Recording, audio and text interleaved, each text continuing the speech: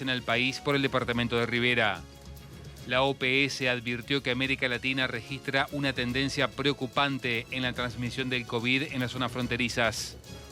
Chile se convirtió en un nuevo foco mundial de la enfermedad, con las tasas más altas de contagio en el continente.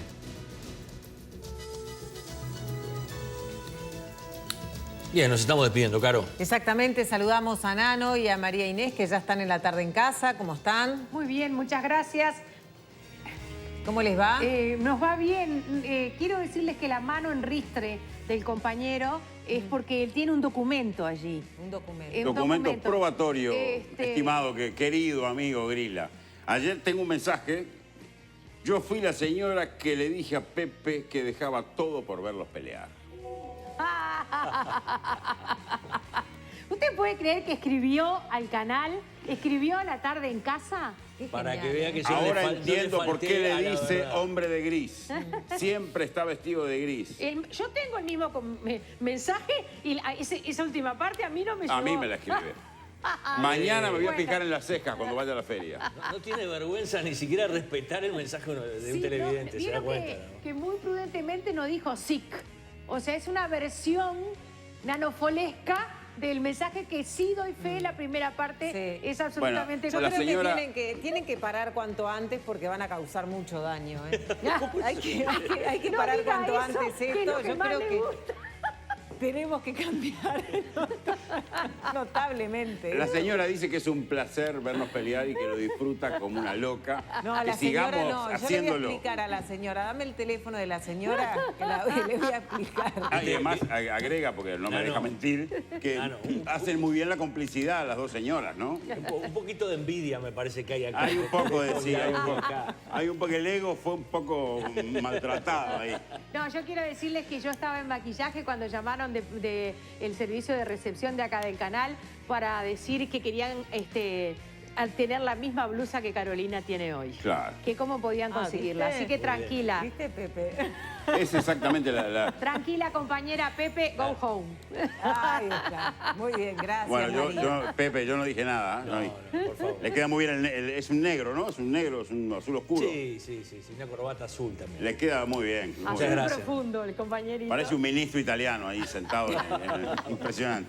Bueno, vamos a lo nuestro, ¿le parece? Sí, por favor. Muchas gracias por bancarnos esta locura. En minutos estaremos ocupando el tema central de nuestro programa con la doctora Verónica Fiol, ginecóloga y vicepresidente de la Sociedad Uruguaya de Salud Sexual y Reproductiva. Y también estaremos dando la bienvenida a Andrea Tuana, directora de la ONG El Paso. Sí, es el caso Lescano. El caso Lascano, que además Lascano. ahora tiene un segundo caso. Un segundo caso que apareció a partir de... Va. Y el debate, sobre todo pensar un poco recién me decía la producción con buen criterio, pensar en el protocolo existente. Exacto, no en el Desde el punto de caso vista concreto. de las ginecólogos y ginecólogas, ¿no? Cómo se atiende una niña que llega allí con esa circunstancia, ¿no? Bueno, pero en el comienzo vamos a tener un contacto con Valeria Ripoll, dirigente de ADEOM, porque aparentemente hay un COVID positivo allí, no está todavía resuelto, hay que hacer el hisopado, esperar los resultados. Vamos a ver un poco qué se activó. Me imagino yo que va a ser un protocolo gigantesco, tal como además es el edificio de la comuna. una trabajadora del Cementerio del Norte. Sí, obviamente. Valentina Romano, productor y manager.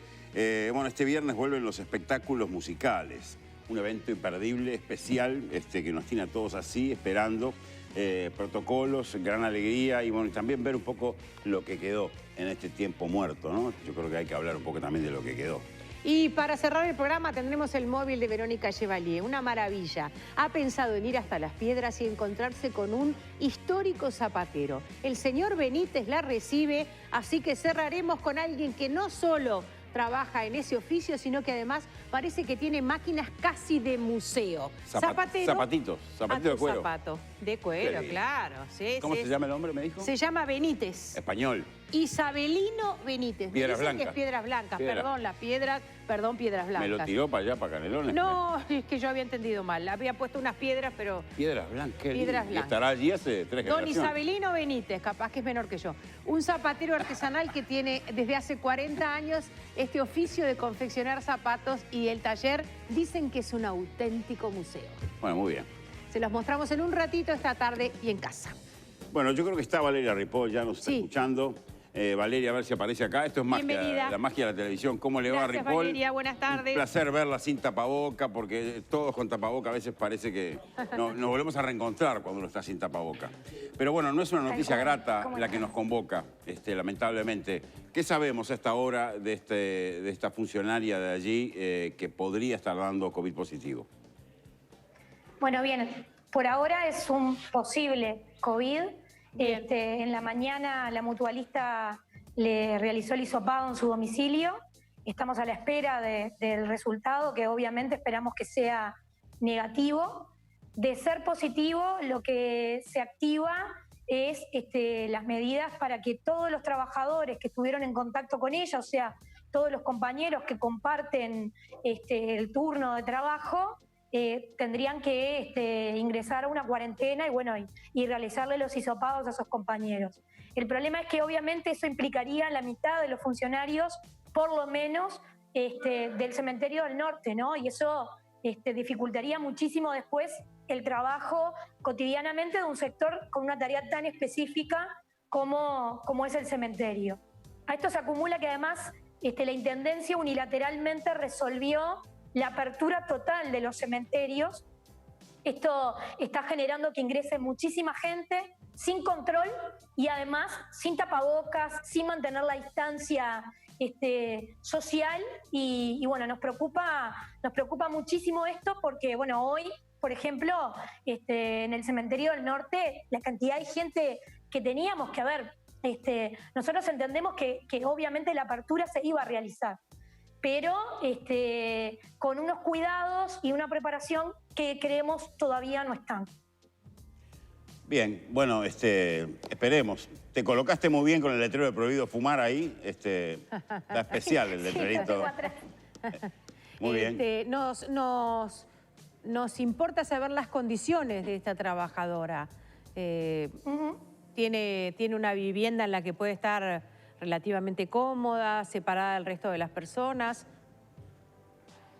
Bueno, en realidad, nosotros hasta que esto no se confirme, no hemos analizado con profundidad esta situación. Creo que todos estamos esperando que sea un COVID negativo. Nosotros, como además se hizo público, estamos cuidando bastante a la compañera también, porque ya se maneja el sector de trabajo y bueno, todos sabemos cómo esto funciona a partir de que se hace público. Entonces, bueno, estamos cuidando bastante su situación. La compañera referente de seguridad laboral de ADEOM es la que está encargándose de esta situación puntualmente y es la que está en contacto.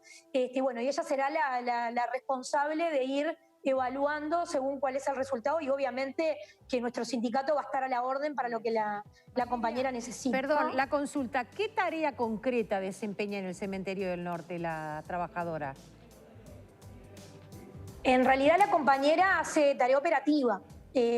Nosotros lo que pasa, lo que te decía de las particularidades del Cementerio del Norte.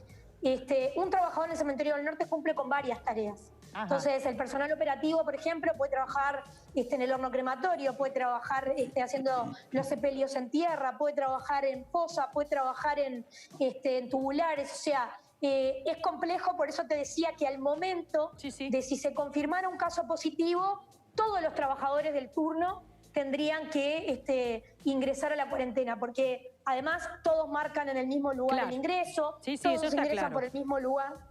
Entonces, sinceramente, ojalá que este caso sea negativo, porque no solo por la compañera, obviamente, que es la prioridad, sino porque operativamente se nos complicaría mucho funcionar. Bien. ¿Cuántos funcionarios trabajan allí? Por turno, o sea, por grupo de trabajo, están trabajando unos 35. ¿Cuántos turnos son? Son 2. Perfecto. Estamos hablando de 90 personas en caso de que esto se confirme como positivo. Muchas gracias. Sí, un poquito menos quizás, pero en el entorno de...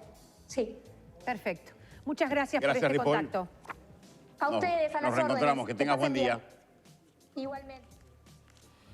Bueno, sí, más un trastorno para Necrópolis Sí, por en general, supuesto. porque hay que suplantar la tarea para que siga ocurriendo lo que ocurre ahí todos los días, ¿no? Efectivamente. No es una cosa menor. Bueno, esperemos entonces, fue hisopada en el día de hoy, seguramente ya en el día de mañana esté el resultado. Yo conozco información que ha llegado en 24 horas, o sea que pienso que si hay premura en este caso y es tan importante, seguramente mañana ya esto será o una noticia o simplemente un recuerdo. O una noticia que desaparece del menú de las noticias. Nuestras invitadas son un lujo, gracias por haber venido. No vienen por cosas gratas, vienen por situaciones que nos complejizan como sociedad, que nos ponen en lugares muy incómodos y a veces en lugares de horror. Pero como con el horror no arreglamos nada y con incomodidades tampoco, las necesitamos. Doctora Verónica Fiol, ginecóloga, profesora adjunta de la Clínica de Ginecotocología de la Facultad de Medicina, trabaja en el Centro Hospitalario del Hospital Pereira Rosell, es vicepresidenta de la Sociedad Uruguaya de Salud Sexual y Reproductiva. Gracias por acompañarnos. Gracias por la invitación. Volver a nuestro programa era para nosotros bien importante. Andrea Tuana trabaja a demanda con nosotros. Afortunadamente, siempre que la necesitamos, nos responde con prontitud y le agradecemos mucho que así lo haga.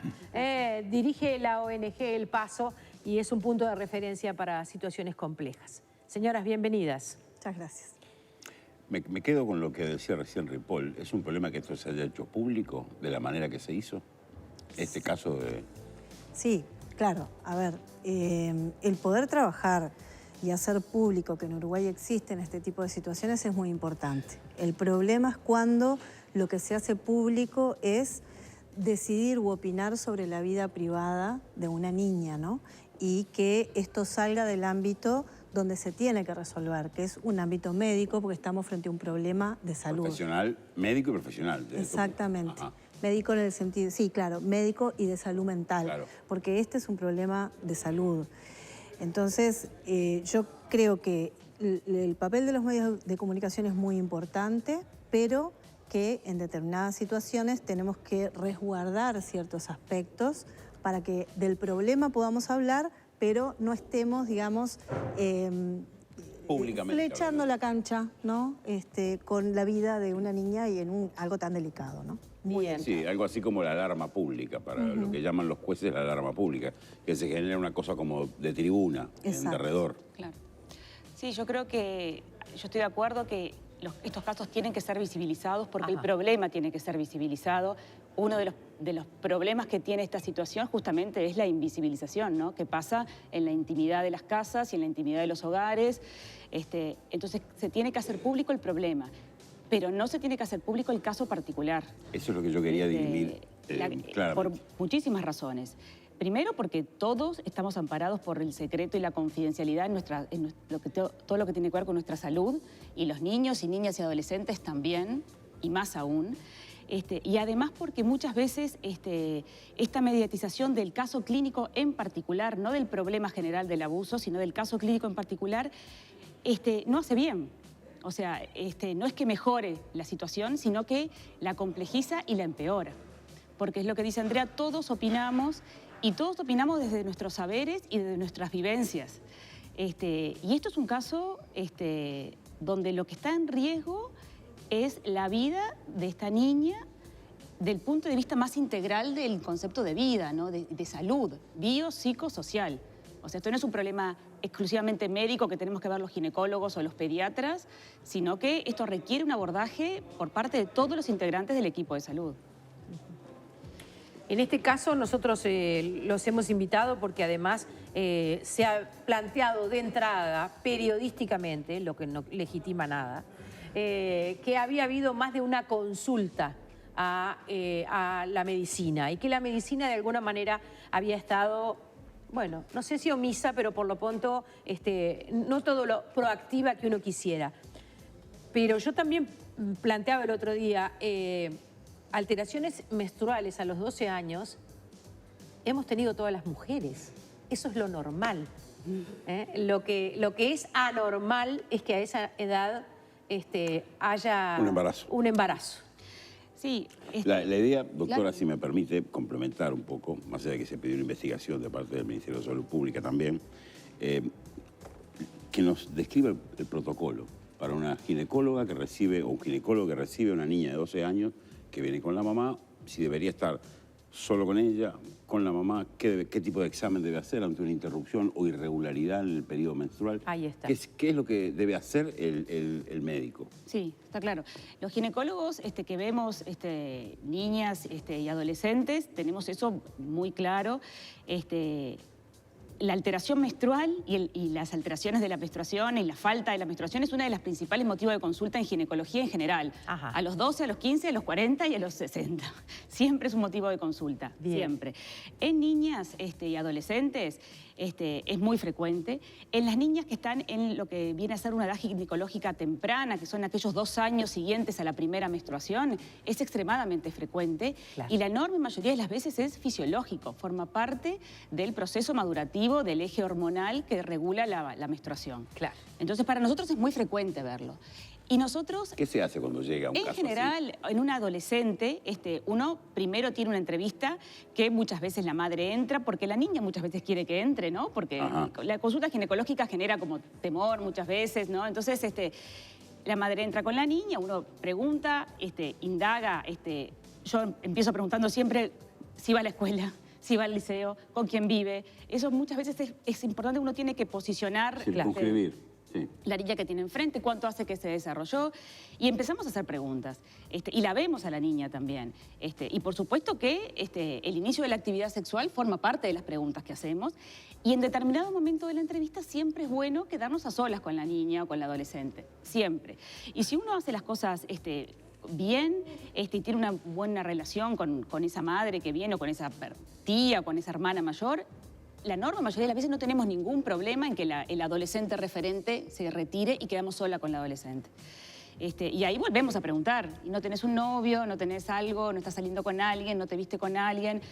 Pero bueno, una vez que hacemos eso, podemos rápidamente, pasar a plantear que esto puede ser, sí, un problema normal, fisiológico.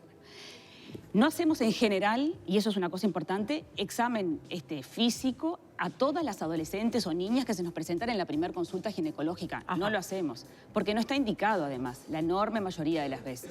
Sí, ante cosas que nos pueden llamar la atención, y sí siempre en las consultas siguientes. Quizás no en la primera. Después de la primera, sí. Pero sí en las segundas o en las terceras, cuando tenemos más otra confianza, relación. claro. Exacto. Porque si no, muchas veces esa primera consulta genera el choque para que no vuelva más. Claro. Se cierra una puerta. Lo que pasó, este caso en particular yo no lo conozco, pero lo que puede haber pasado es que seguramente esta consulta se haya hecho, que esta niña o su madre hayan dicho que no había relaciones sexuales. Yo no sé si la consulta fue presencial o no. En este proceso de emergencia sanitaria, es real que hubo muchas consultas que fueron, en algunos casos, telefónicas, y telefónicamente es más difícil indagar esas cosas. Por supuesto. Pero acá llegamos tarde.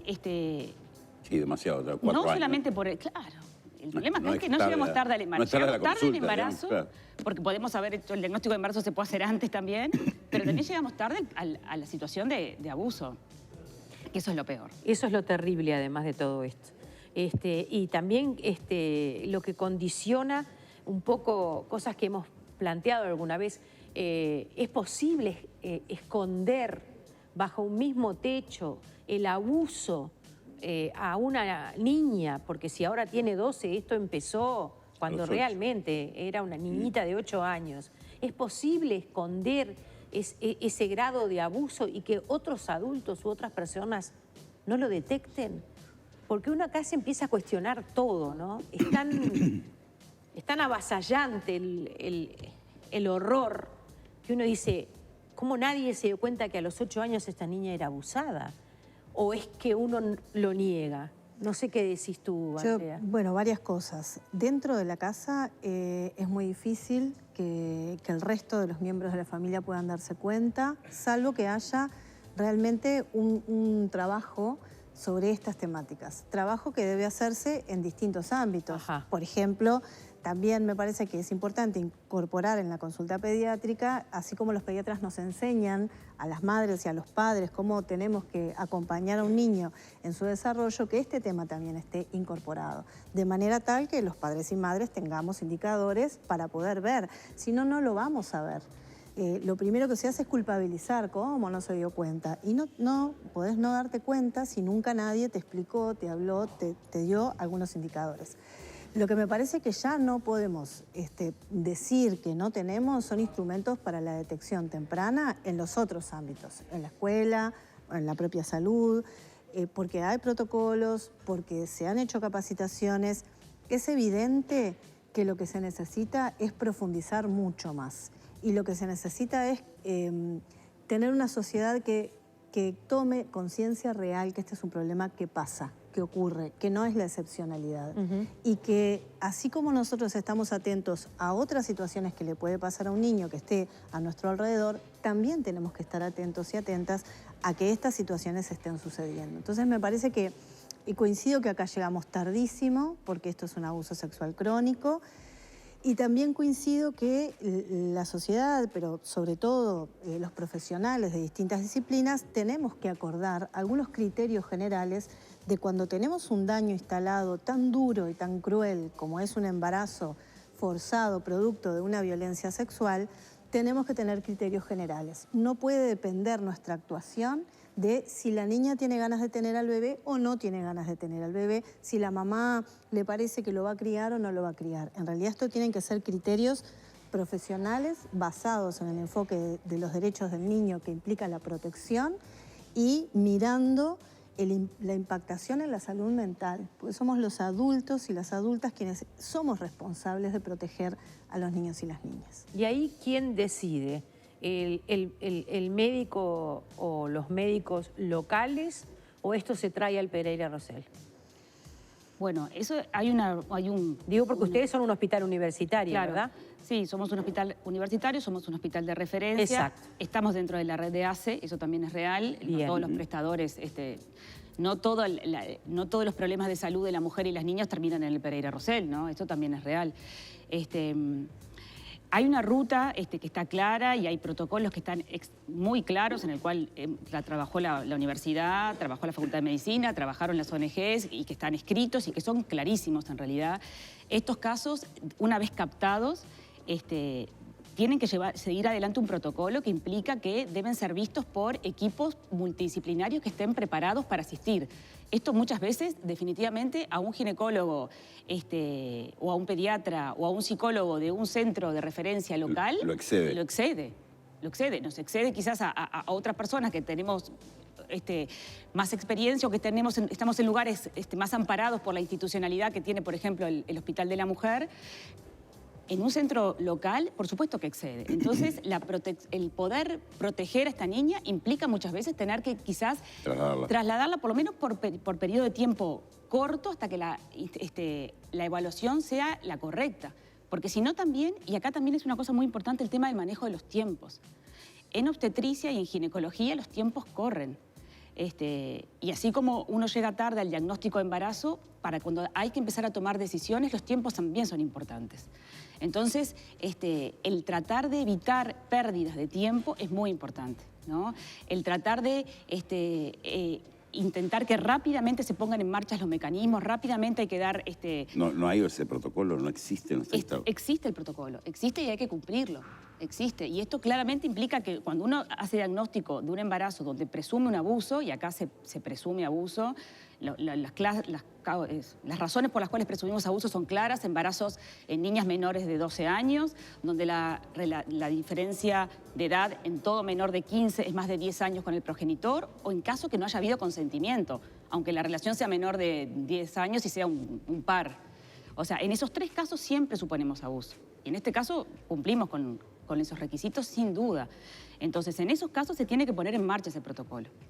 Y el protocolo implica que tenga que ser vista por un equipo que tenga experiencia de la institución donde la persona es usuaria, o eventualmente puede sí pedirse apoyo de instituciones aliadas. Hay acuerdos de complementariedad, ¿no?, en la salud.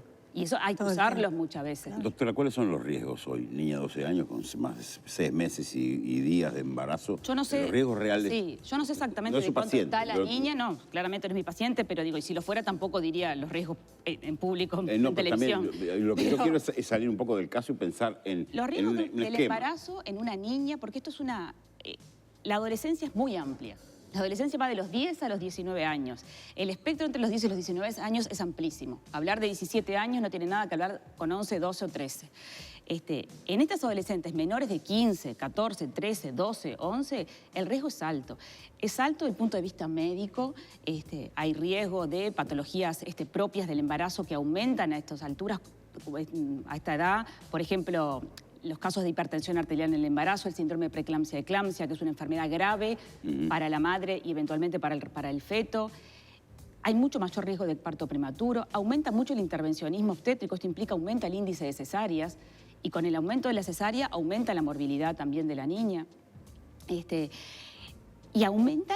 hay riesgos psicológicos y sociales que son claros. Y que esos no van por otro carril. Es problema del psicólogo o es problema del trabajador social.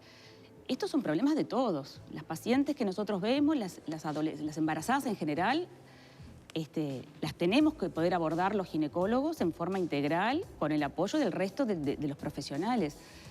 Entonces uno no puede decir, bueno, tiene poco riesgo de salud materna o la salud mental que le arregle el psicólogo, ¿no? Ya verá, ya se arreglará. Ya se verá después. Claro.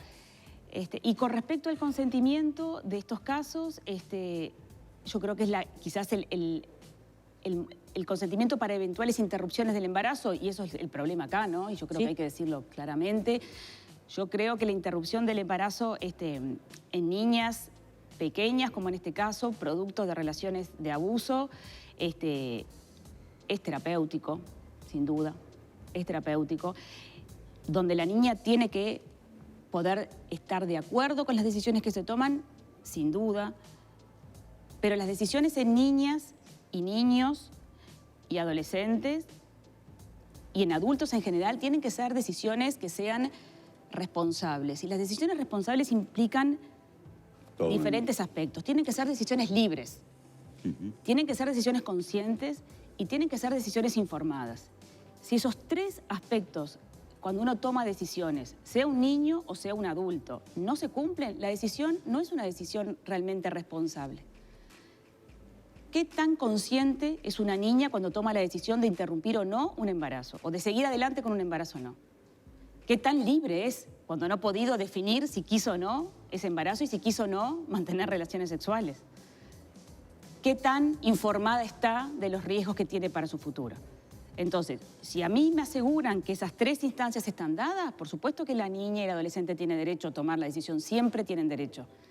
Y tienen que estar de acuerdo, pero tenemos que asegurarnos, y eso es un trabajo absolutamente interdisciplinario, que la niña cumpla con esos requisitos para que la decisión sea una decisión válida. Si no nos quedamos tranquilos, bueno, la niña quiso seguir. Y eso es lavarse las manos muchas veces. Sí, a mí me gustaría puntualizar también que todos los días estamos tomando decisiones de protección por encima de la voluntad de nuestros hijos. No les preguntamos si se quieren vacunar o no, no les preguntamos si quieren seguir yendo a la escuela o no. Hay muchas cosas que no les preguntamos porque nos implican a nosotros, porque es nuestra responsabilidad garantizar esos derechos. Cuando hay una niña, aunque coincido con todo este planteo, ¿no?, que hace la doctora, aún así tengo un matiz. Cuando hay una niña que está sometida a tortura, porque el embarazo infantil producto del abuso sexual es tortura, no se le puede preguntar a una niña si quiere continuar con la tortura. Por lo tanto, yo insisto en que acá tienen que haber criterios generales. Y otro criterio general que tiene que haber es que esta niña tiene el derecho, como cualquier niño de nuestro país, de recibir el más alto estándar de calidad de atención en salud para un problema hipercomplejo como es este. No es un embarazo común, estamos hablando de un embarazo forzado. Ese estándar de calidad de atención está en el Hospital Pereira Rosell, no está en ningún otro lugar del país. ¿Por qué? Porque el Hospital Pereira Rosell tiene equipos que se han enfrentado a estas situaciones, que han reflexionado, han estudiado y tienen la expertise. Si estuviésemos hablando de una cardiopatía, no sería el hospital de la localidad, seguramente estaríamos derivando a esta niña al centro tecnológico que la pueda atender mejor. Esto es igual, esto no es un tema de opinología. A mí me parece que tiene que ser mamá, a mí me parece que no. No, este es un tema de tortura, violencia sexual. Esta niña, como tantas otras niñas, fueron violentadas sexualmente. Y lo que sucede con el embarazo es que es puro daño, es producto de la violencia. Eso me parecía que era importante transmitir. Brevísima la pausa. Vamos a seguir con la doctora y con Andrea, pero vamos a hacer una pausa. Antes les cuento a ustedes que Helpline es la primera empresa de teleasistencia en Uruguay. A su tradicional sistema de su teléfono pulsera se le agrega un nuevo producto, teleasistencia, para dentro y fuera de su domicilio. Helpline está siempre junto a usted para asistirlo en cualquier lugar del Uruguay. Con Helpline estás protegido a donde vayas las 24 horas del día. Helpline, 20 años junto a usted al alcance de un botón. Asesórese 2707-4677. Helpline.com.uy.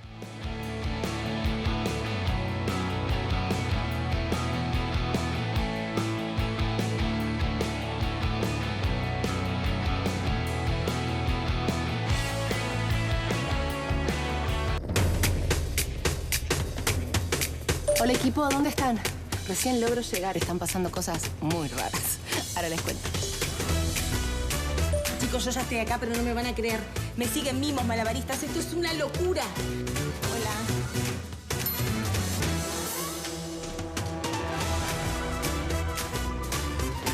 Sí, chicos, yo ya llegué, ya estoy acá. Pero no saben todo lo que está pasando. Chicas, ¿dónde están? Siempre lo mismo. Agus, ¿vos estás en el teatro?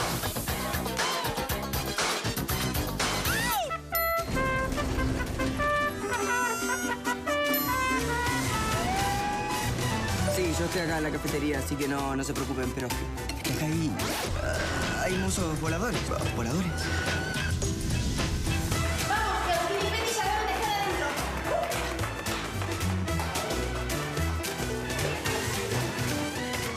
¿Dónde está Betty? ¿No está acá? ¿Pero dónde está? No puede ser. Pero no podemos arrancar sin él. Ah, menos mal. Ahora sí podemos empezar. Por supuesto, ¿qué están esperando? Que empiece Got Talent Uruguay. Got Talent Uruguay. Gran estreno. El próximo lunes, al término de Subrayado, en el 10, el canal uruguayo.